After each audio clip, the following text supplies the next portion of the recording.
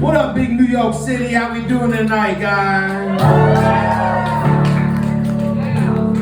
Spiritual pleasure to be up in the holy living squallery up in this holy place tonight. Been hanging at the Holy Living Gallery for a long time. I remember it was in another building back in the day, hanging there, chugging down in that spot too. It's a spiritual place. Thanks to Ani and all the homies playing and setting up this mystical show. This has just been a beautiful night, and it's great to see all you guys out here tonight. It's very, very spiritual. I'm gonna open up a holy instrumental tune, warm up my mystical fingers here.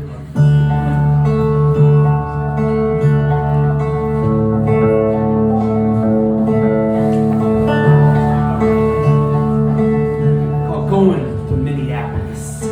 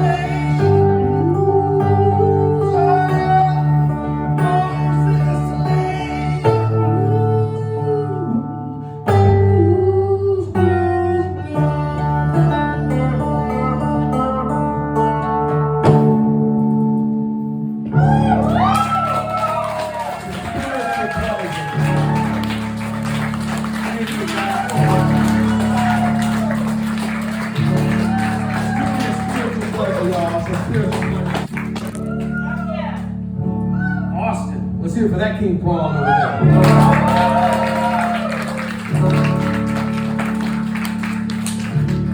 It's been a beautiful night of music. You know, and speaking of music, I used to be in a band back in the day with this dude named Kung Fu Charlie. I was living in Boston at the time. And this crazy ass dude was biking down the street. He had a shriveled, painted, ancient hound in the back. One of those like yuppie, pull behind your bicycle, throw the kids up in the motherfucker type of thing.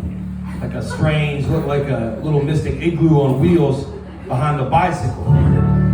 Dog was 17 years old, legs was all broken, eyes was rotted out. His name was Buster. I said, dude, that dog looks fucked up. He said, yeah, his name's Buster. I'm Kung Fu Charlie. We became best buddies. Now, Kung Fu Charlie, he listened to a lot of music, but his favorite type of music was Pure Pubes 1 through 4. That spiritual collection of new age stuff, like Enya, Pure Pubes 1 through 4. Some of y'all probably listen to some of those collections. The band Deep Forest, that was his favorite band. If y'all don't know Deep Forest, you need to go home, do some, probably a little bit of ecstasy or something. Maybe drink some Caprizio, and throw on this album Deep Forest. Two chalky ass dudes from London, I'm pretty sure. And they went to the rainforest in South America, recorded this pygmy tribe of shrimps deep in the rainforest, speaking and stuff, and they got these chalked out tunes, like you know, new age electronic pimpinati, with these pygmy shrimps like singing over the top of them. If y'all haven't heard it, it's insane. You gotta check it out. Now, this was Kung Fu Charlie's favorite band and his favorite record, and I'm into that album a lot, you know, so I said, that's awesome. Now, Deep Forest put out a lot more records, but he claimed after that first record they joined the Illuminati, and the rest of the albums are evil and shit. So of course, I've never heard any of their other records, and I never will. So I don't recommend those, but you gotta check out the first one. And I said Kung Fu Charlie. He had Buster, he also had a big ass puss named Coyote. His cat was wild and headbutted people. And I seen 300-pound shrimp get headbutted by this puss. Hit the deck, knocked out, KO'd. Coyote was a wild puss.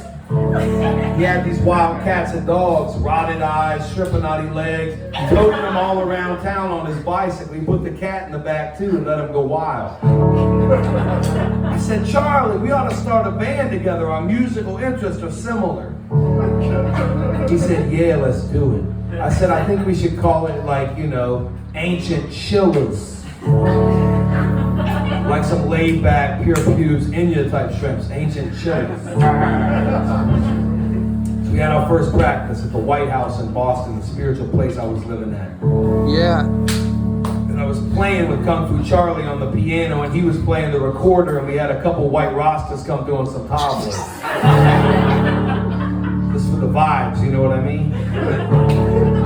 And there was this blacked out shrimp that was living with me at the time named B-Law. He was passed out on the couch the whole time. The end of the practice, it went pretty well. We were like, we're a band, it's awesome.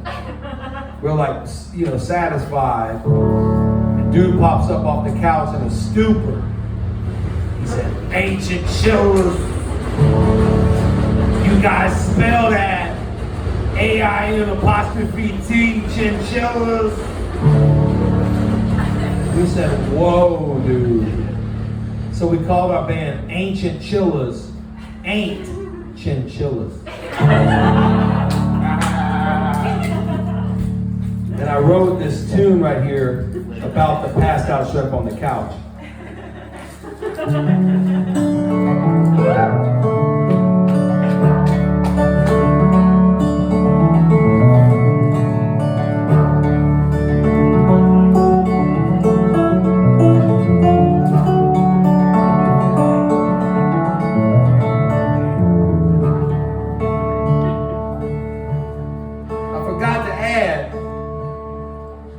Living in Baltimore 2 years after I'd last seen Kung Fu Charlie.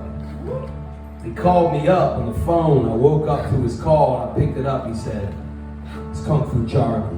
I said, I know. I said, how you doing? He said, I died 2 months ago when I fell down the stairs. But now I'm alive again. I realize that I'm the rebirth of the angel Gabriel. And also Adam too, simultaneously. I said, whoa, that's crazy, man. He said, I know who Eve is too. It's this woman we knew. I said, does she know? He said, not yet. I said, word. He said, I just want you to know the rapture is coming. I said, dude, I ain't talked to you in 2 years. You called me to tell me about the rapture? He said, the rapture is coming, Frank, and I just want you to know you're not coming with us. I said, what the fuck, Kung Fu Charlie? He said, yeah, sorry, man, but you're not coming with us. I said, I love you, dude. He said, love you, man. Peace, bro. And yeah, like I said, I wrote this track about the passed out shrimp on the couch.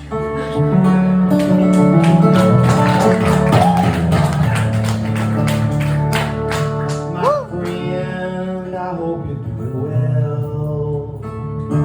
My friend, I hope you're doing well. Stranded on that island with a brewski in your hand, my friend. I hope you're doing well. I hope them waves do treat you kind. I hope them waves do treat you kind. Give you a little comfort, some that spiritual peace of mind.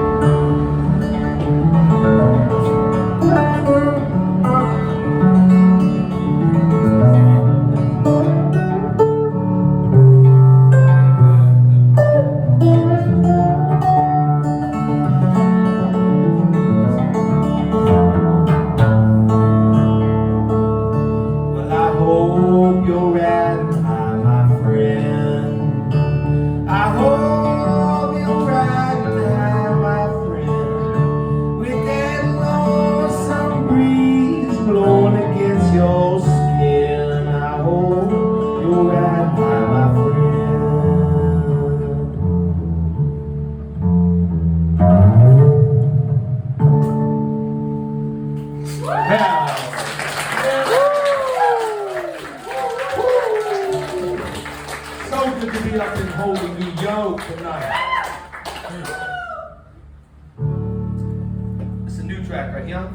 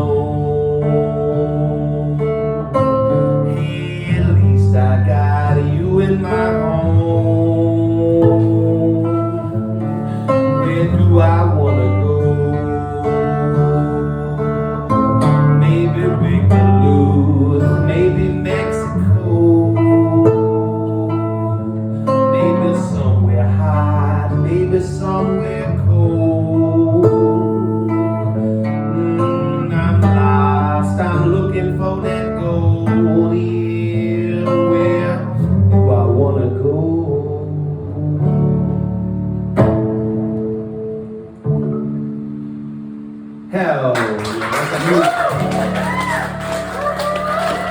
Thank you guys, that's a new one right there.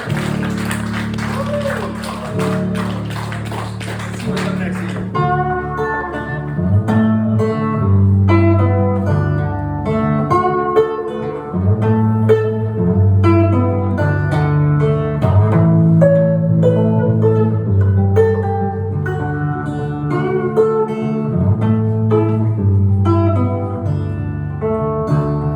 I was there that night, that big pine tree fell. Big old pack of chugging was sipping from the well. Didn't get no sleep that night, was underneath the spell. That holy wind coming on the hill. Every time I go up there, I see people that I know. Pretty sure they doppelgangers, but I keep it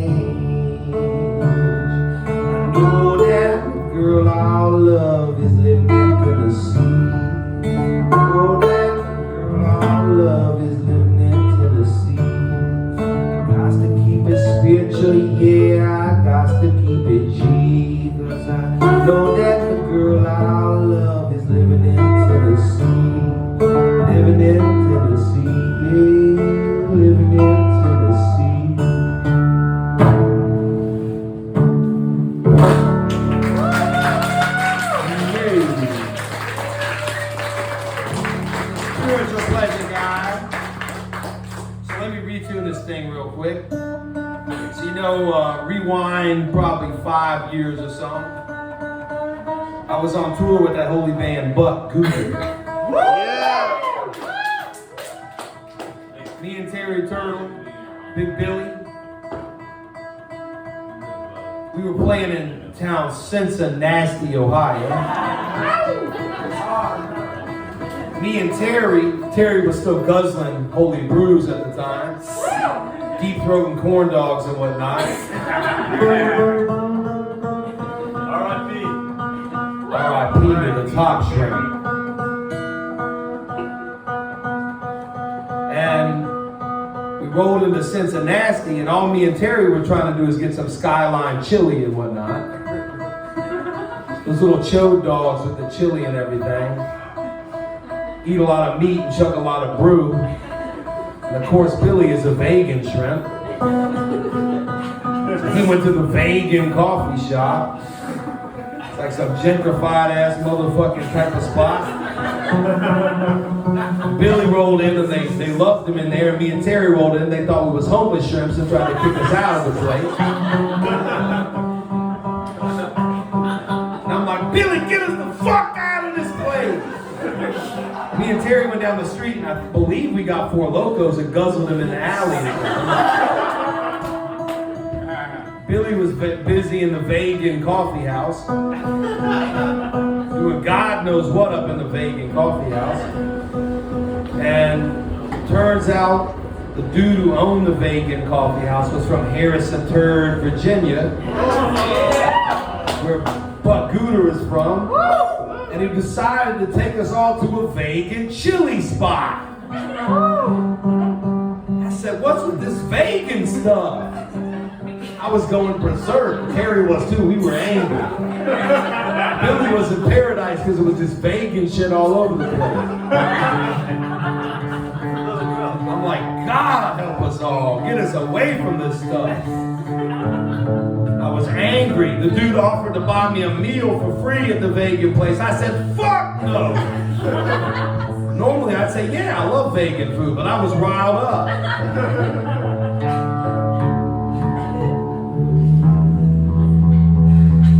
And I said, listen, man, I'm sick of this. Trying to chug.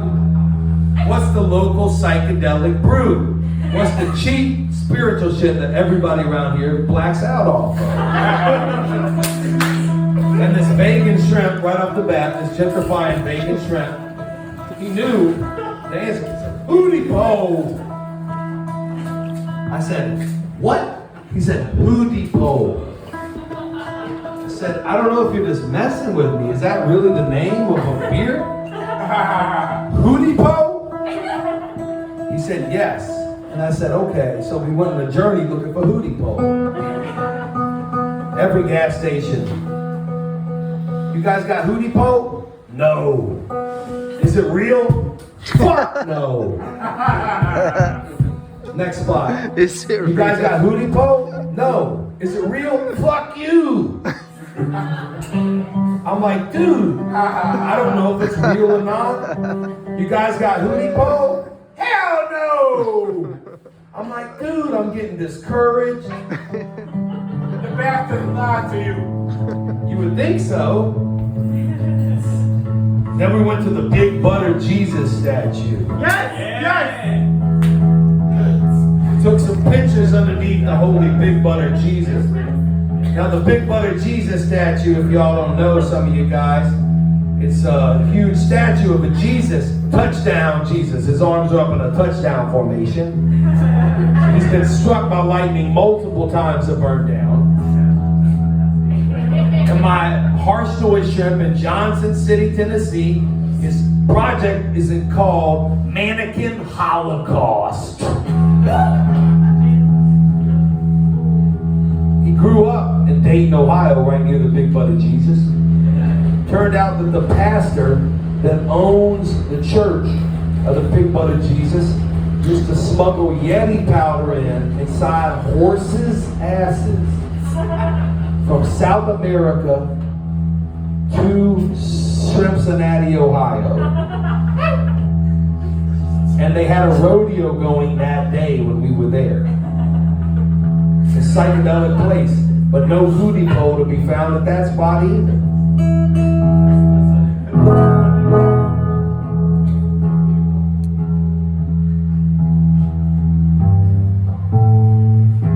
So we're looking for the hootie pole.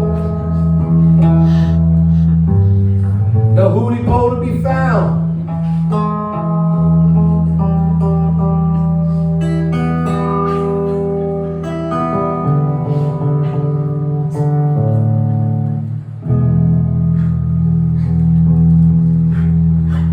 And we're rolling down the road together in this car.